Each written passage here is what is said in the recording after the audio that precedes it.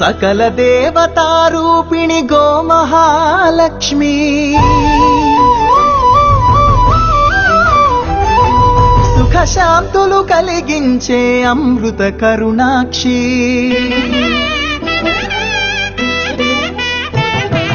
సకల దేవతారూపిణి గోమహాలక్ష్మి సుఖశాంతులు కలిగించే అమృత కరుణాక్షి భారతీయ సంస్కృతికి గో సంతతి మూలధనం అన్ని పురాణాలు తెలిపే గోమాత గొప్పదనం జగతిలోన గోమాతది ప్రథమ స్థానం. మనం భగవంతుడికి నమస్కరిస్తూ 3 సార్లు ఓంకారం చేద్దాం ఏమ్మా. మీ ఇష్టదైవం ఉంటుంది కదా, ఆయనకి నమస్కరిస్తూ 3 టైమ్స్ ఓంకారం చేద్దాం ఏమో. ఓంకారం ఎందుకు చేస్తున్నామంటే మనలో ఉన్న ఆ ప్రత్యక్ష దైవాన్ని ఓంకారంతో పూజ చేసినట్టే అమ్మా అమ్మా. ఓంకార భావన ఆ విధంగా ఉండి ఎప్పుడూ ఓంకారం చేయాలి అమ్మా.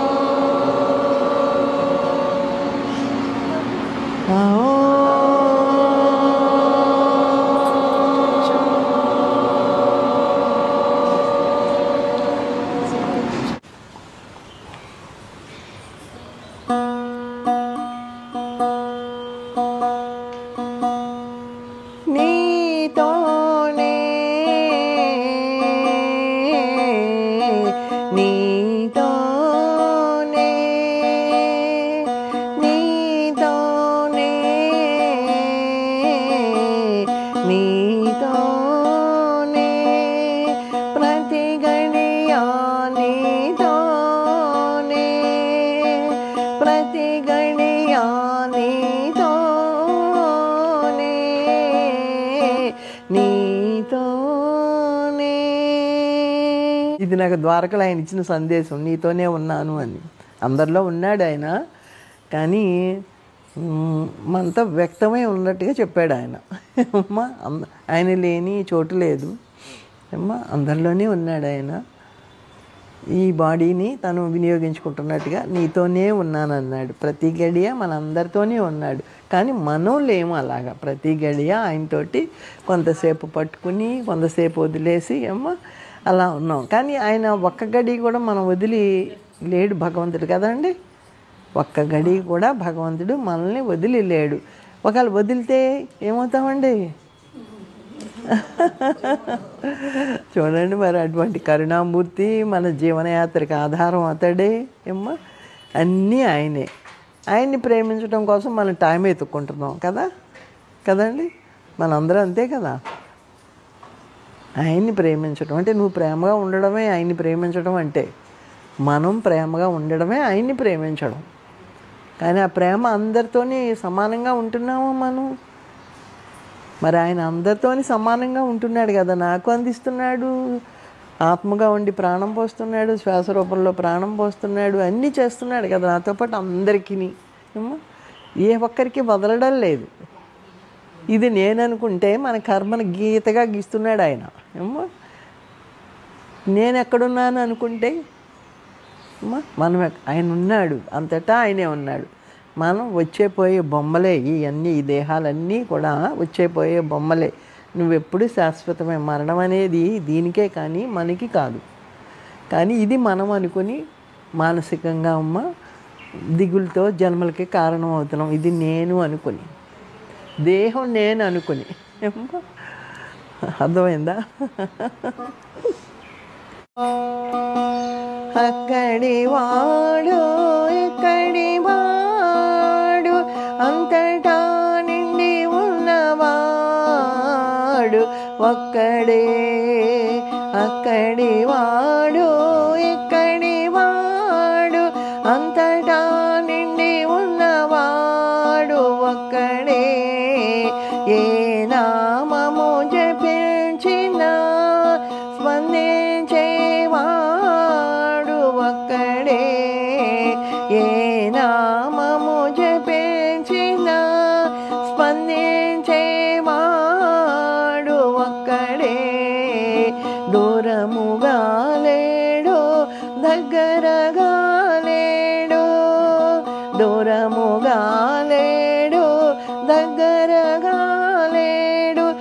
అది నీవై ఉన్నవాడు ఒక్కడే, అది నీవై ఉన్నవాడు ఒక్కడే. ఈ పాట ఏం చెబుతుందమ్మా? దూరంగాని లేడు, దగ్గరగాని లేడు, నీవై ఉన్నావు,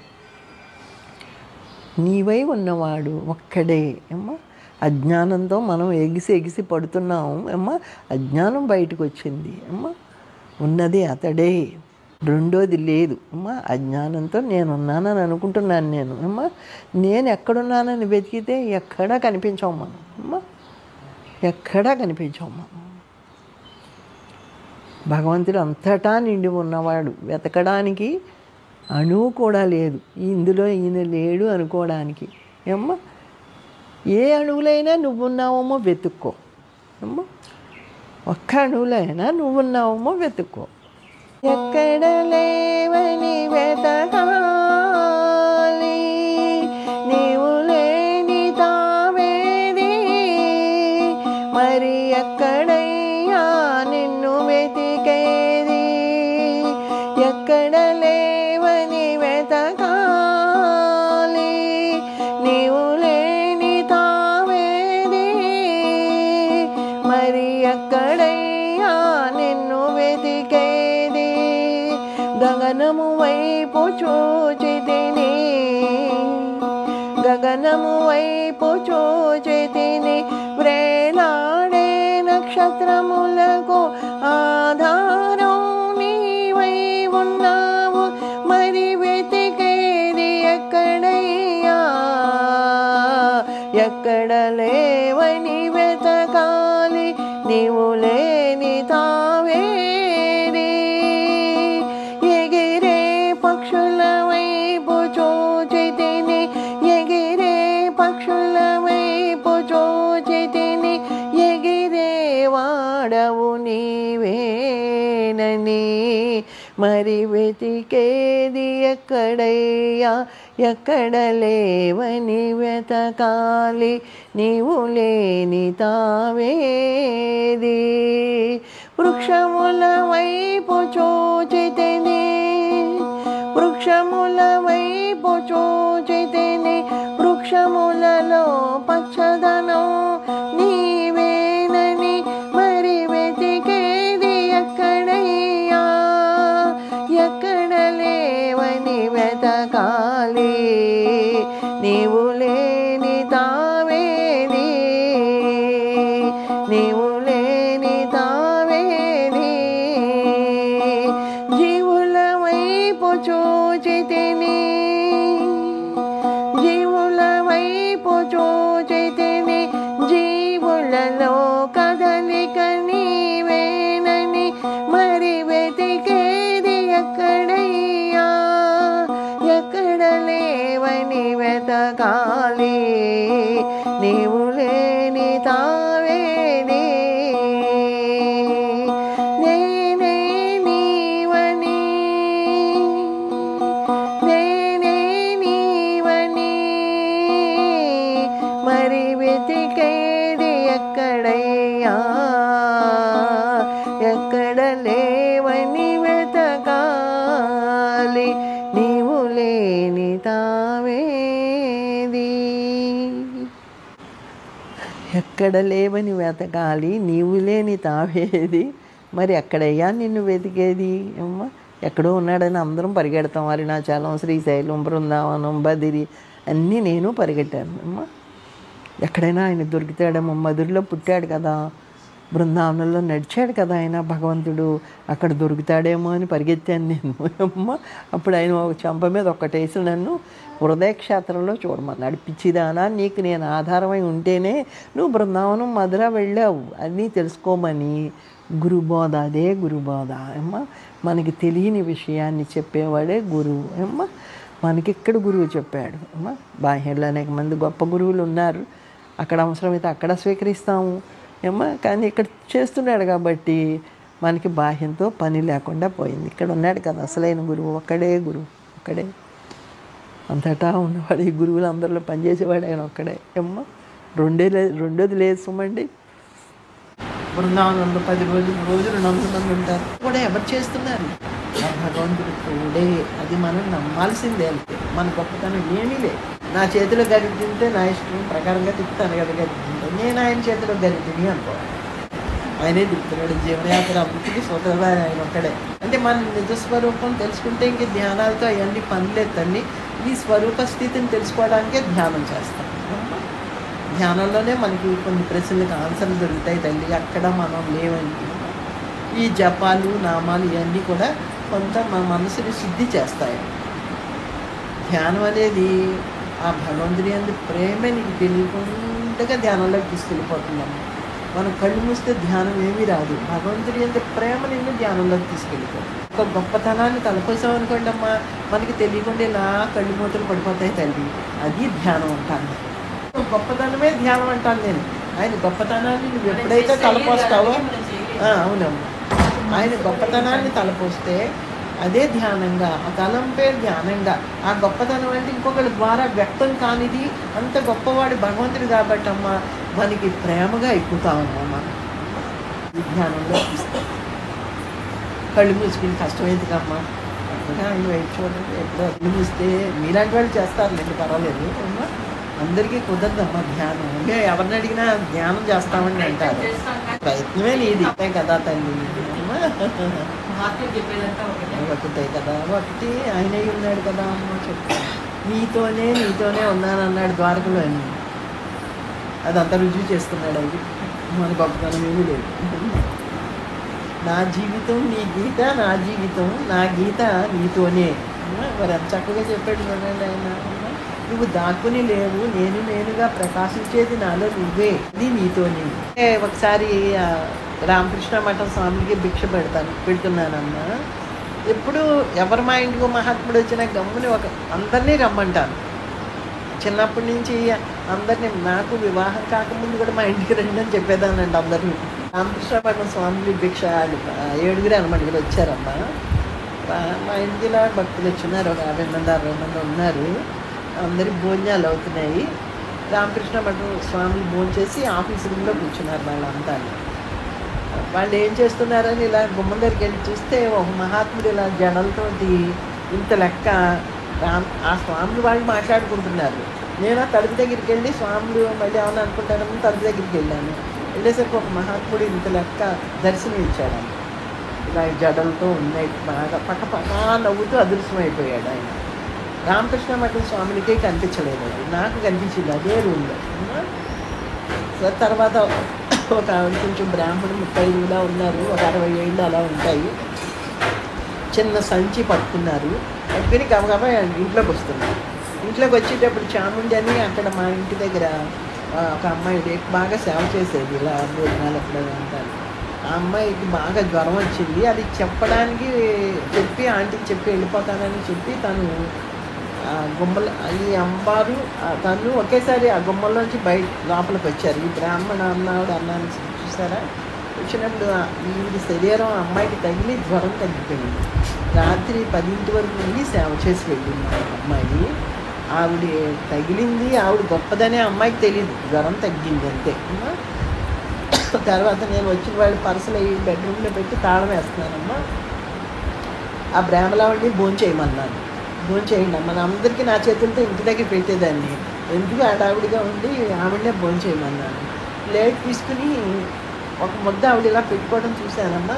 నేను తాళం వేస్తూ ఆవిడ అంతా చూశాను. చూస్తే 4 ఇలా తీసింది, ఇంత లెక్క. నా భ్రమ అనుకున్నాను నేను. అమ్మా అలా మాయలో పడేస్తారమ్మా, భగవంతుడు తెలియనివ్వడు. తర్వాత ఆవిడ వెనక్కి వెళ్ళలేదు, ముందుకు వెళ్ళలేదు. ఎప్పుడు నేను ఈ రామకృష్ణ మఠం స్వాములు అడావిడిలో ఉన్నాను, ఎప్పుడు అయిపోయిందమ్మా. తర్వాత నేను శ్రీశైలం వెళ్ళాను. తర్వాత 15 రోజులకి అక్కడ స్వప్నంలో వచ్చి నాకు బొట్టు పెట్టి వెళ్ళిపోతాను అమ్మవారు. నేను ఇలా భిక్షలు పెడతాను, భోజనాలు పెడతాను కదా ఎక్కువ. కాశీ అన్నపూర్ణం వచ్చిందమ్మా అని నేను అనుకున్నాను.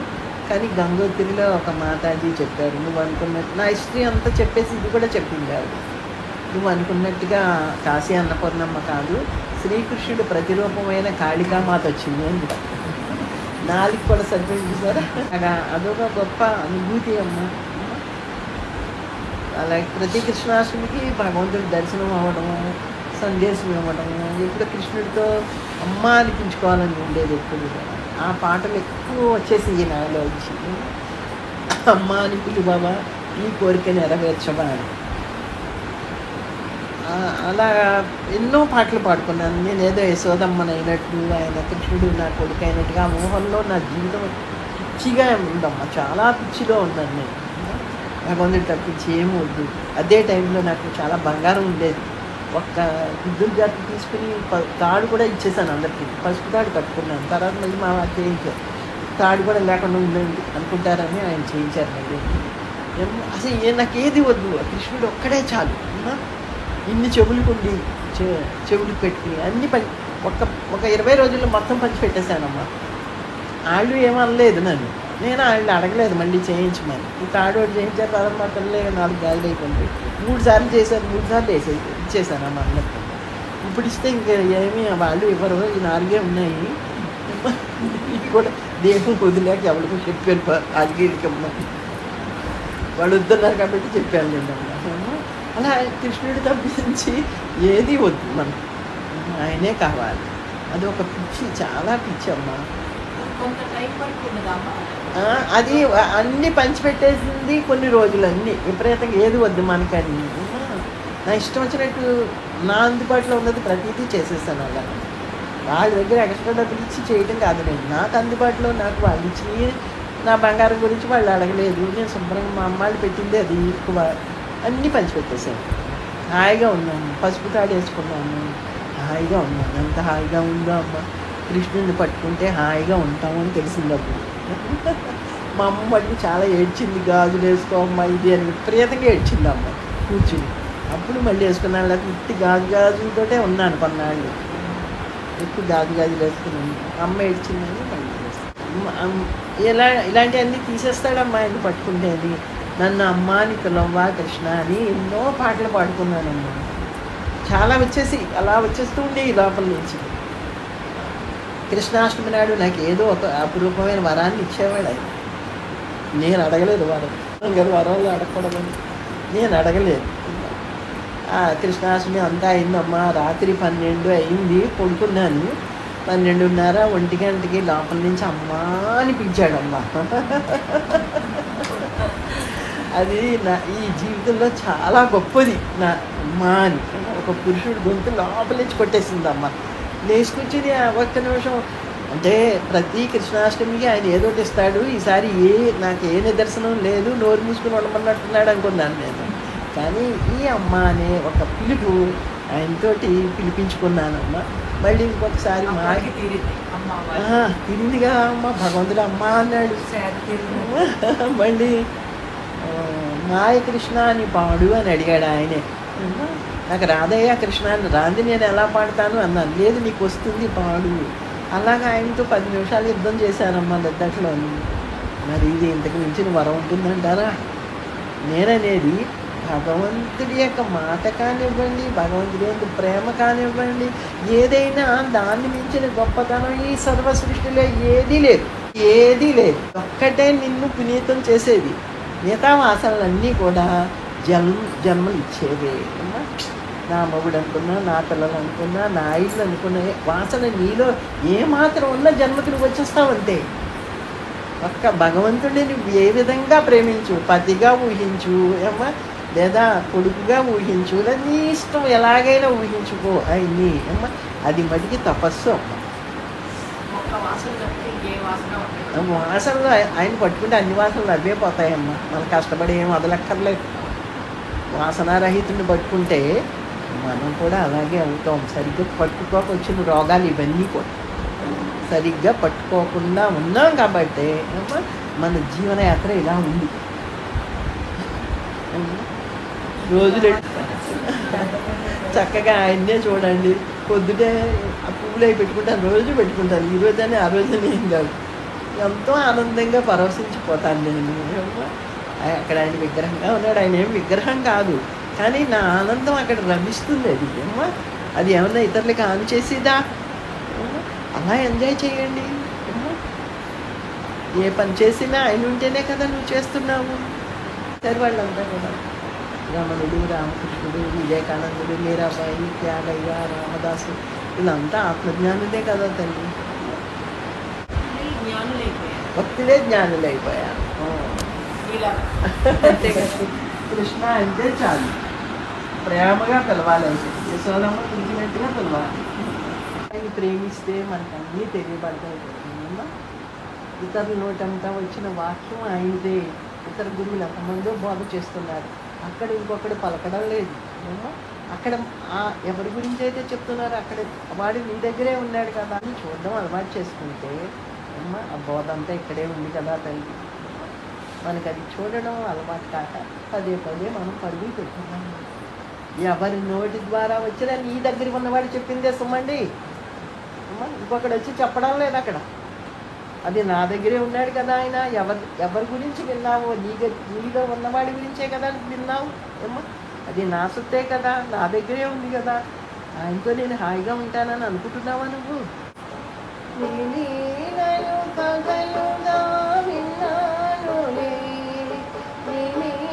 ప్రేమను పెంచుకున్నానులే, నీ మీద ప్రేమను పెంచుకున్నానులే.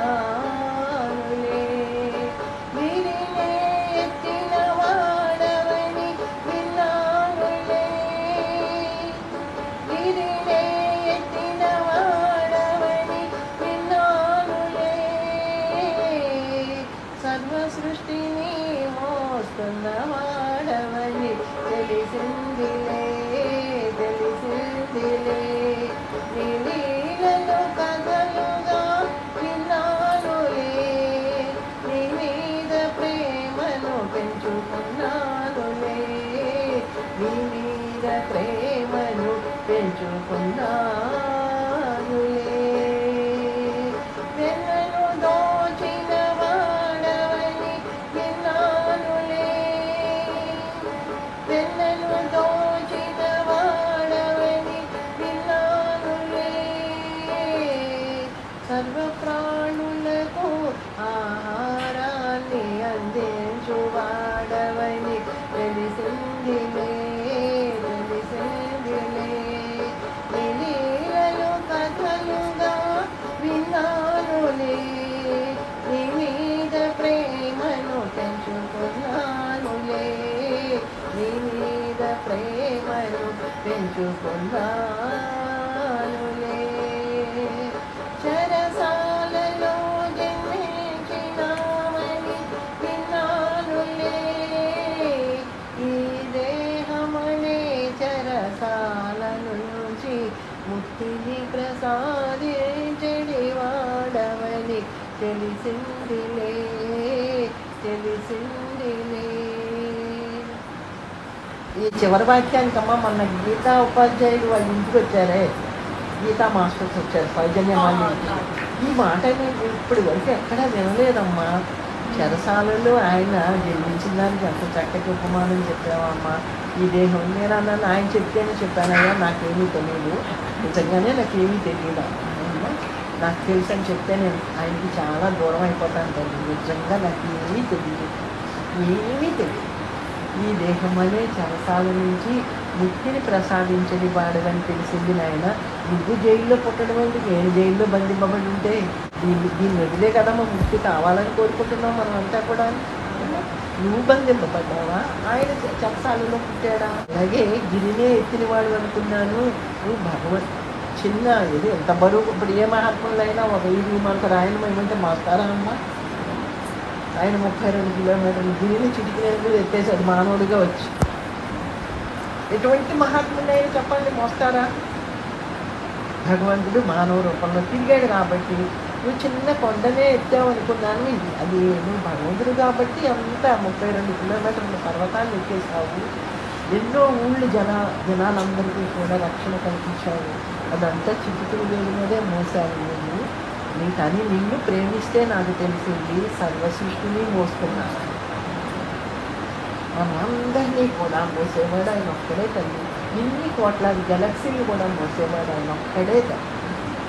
అలాగే వెన్నను దోచిన వాడు అనుకున్నాను కృష్ణ, కానీ సర్వప్రాణులకి ఆహారాన్ని అందించేవాడు అని తెలిసింది నాకు.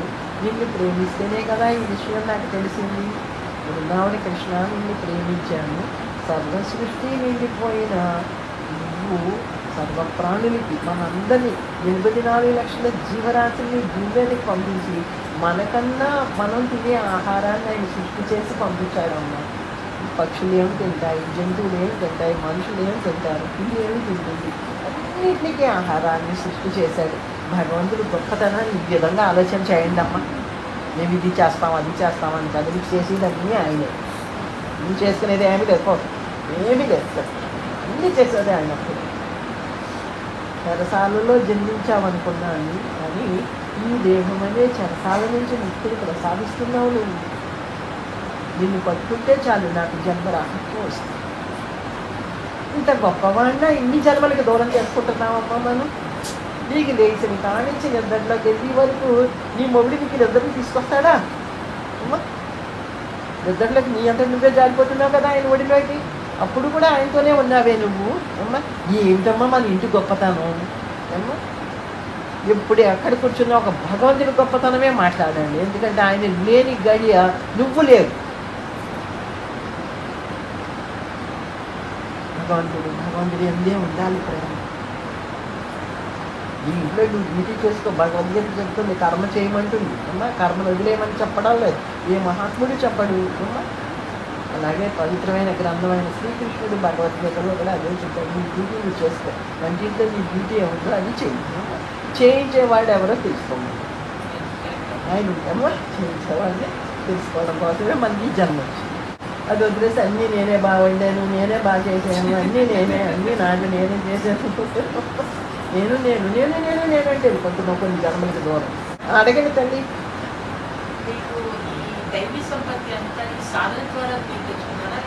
నేను లేదమ్మా, చెప్పాను కదమ్మా, పెట్టడం అనేది చిన్నప్పటి నుంచి అది ఉంది. భగవంతుడి అందు మా వారు దీపం పెట్టేవారు కానీ నేను అది కూడా పెట్టేదాన్ని కాదు. ఆయన పెట్టారు కానీ చాలా అనుకున్నాను. శుభ్రంగా సినిమాలు వెళ్ళేదాన్ని, బట్టలు అన్ని వేషాలు వేసేదాన్ని, నేను పిల్లలు చదివించుకునేదాన్ని. మా వారి అవన్నీ తక్కువ, ఎవరు కనపడి మా ఇంటికి రండి అంటమే తెలుసు అమ్మ నాకు.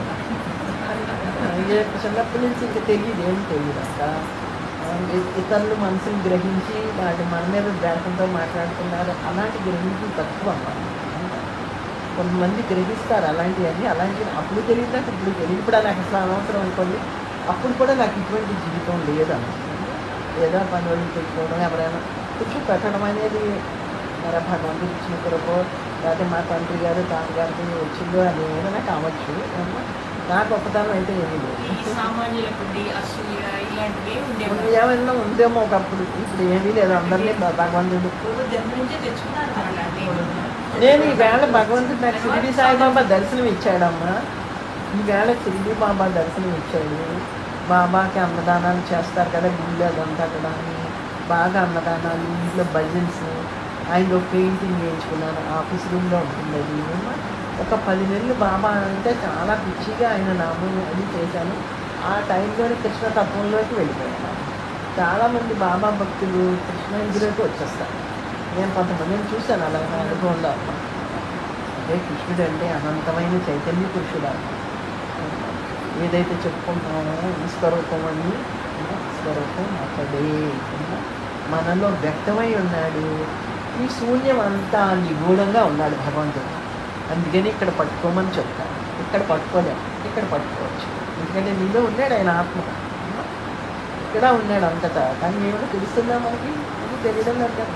అని ఇక్కడ నీ అనుభవంలో అనేక అనుభవాలు తెలియజేస్తాయి. భగవంతుడు ఇక్కడే ఉన్నాడు, ఇక్కడే ఉన్నాడు, ఇక్కడే ఉన్నాడు. ప్రపంచంలో నీకు ఎప్పటికీ దొరకడు. నీ దగ్గర నువ్వు జారిపోవడమే. ప్రపంచంలో జారిపోయేది ఏమీ లేదు. నీ దగ్గర ఈ జీవాత్మ పరమాత్మ ఒడిలో నీ అజ్ఞానం బయట నుంచి నువ్వు అక్కడే ఉన్నావు అంతే. అజ్ఞానంతో ఉన్నంతసేపు ప్రపంచంలో ఉంటావు. ఏమా జ్ఞానం కలిగితే నీ ఒడే ఆయన ఒడి ఒక్కటే అంతే. ఎంతసేపు మిగిలేందు ఆసక్తి చూపెడతామే కానీ హృదయంలో ఉన్నవాడికి ప్రేమగా నమస్కారం చేస్తున్నామమ్మా. మనం ఎదురుగుండా గుళ్ళో ఉన్నవాడే దేవుడు. జనవరి 1 పరుగు గుడికి, ఈ వైపు నువ్వు పరిగెట్టాలి కదా ఆయనే. ఇది యథార్థం అమ్మ.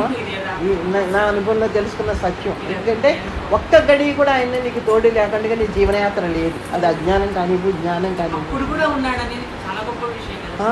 అప్పుడు నిన్ను అంటుకునే ఉన్నాడు, లేకపోతే నువ్వు ఎక్కడ ఉన్నావు? ఎప్పుడు నేను మనల్ని అందరినీ అంటుకుని ఉన్నవాడు దేహంలో ఉండగా ఆయనే ఉన్నాడు. దేహం నుంచి బయటకు వచ్చాక కూడా ఆయనే మనకు తోడుగా ఉన్నాడు. మరి నీ దేహం నుంచి బయటకు వచ్చిన తర్వాత నీ సంసారం ఏమన్నా నీకు తోడుగా వచ్చిందా? నీ నడక నీకు తోడుగా వచ్చింది. ఆ కర్మ మంచి అయినా చెడైనా అది నిన్ను వెంబడించింది. అంతేగాని ఇంకొకరి కర్మ నీకు యాడ్ కాలేదు. నువ్వు నడిచిందే నిన్ను వెంబడించింది.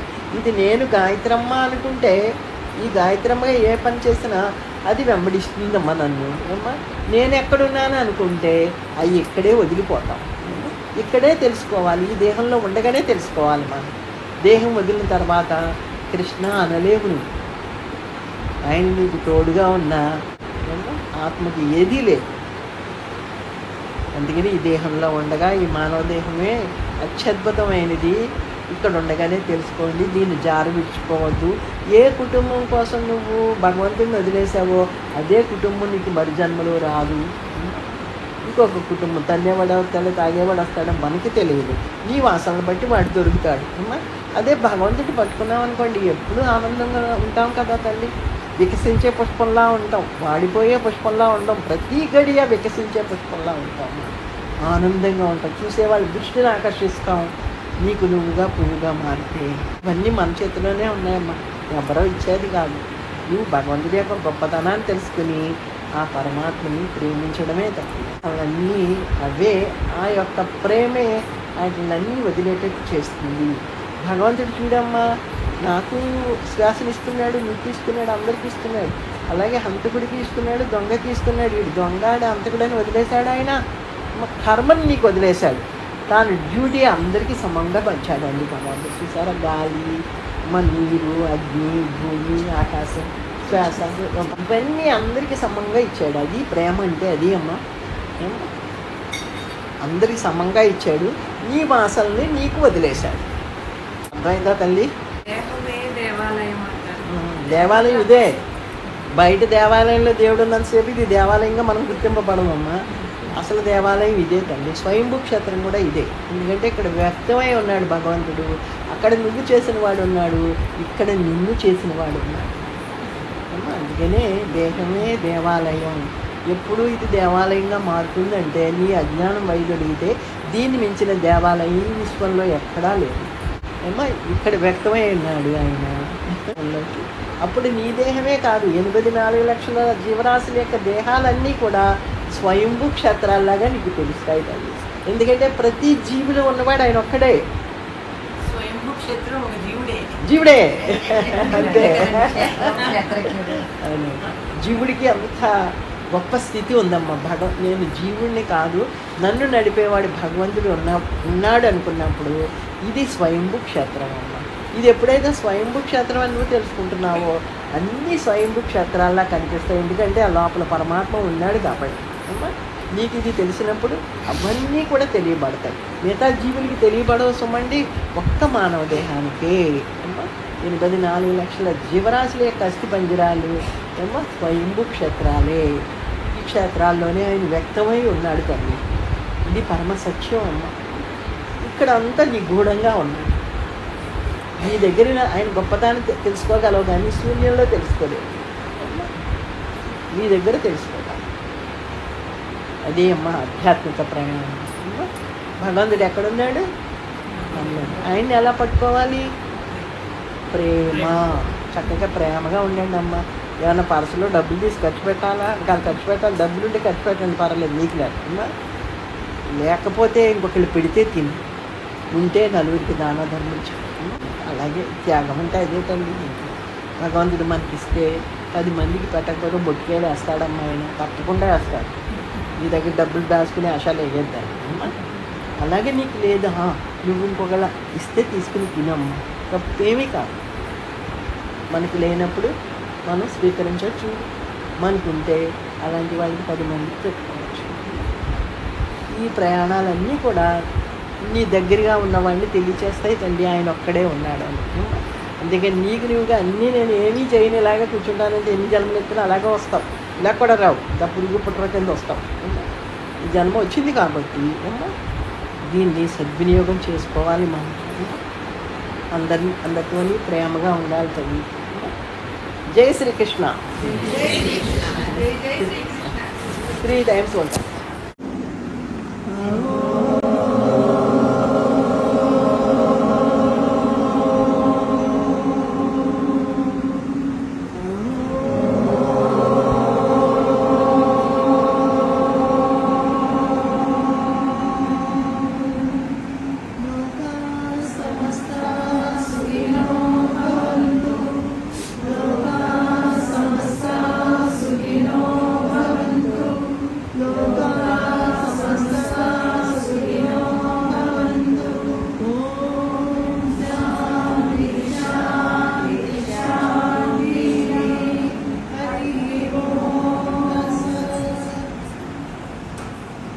అందరూ ప్రసాదం తీసుకుని వెళ్ళాలమ్మా. झूला झूले कन्हैया झूला झूले, कितनी खूबसूरत ये तस्वीर है, हर मौसम बेमिसाल बेनजीर है.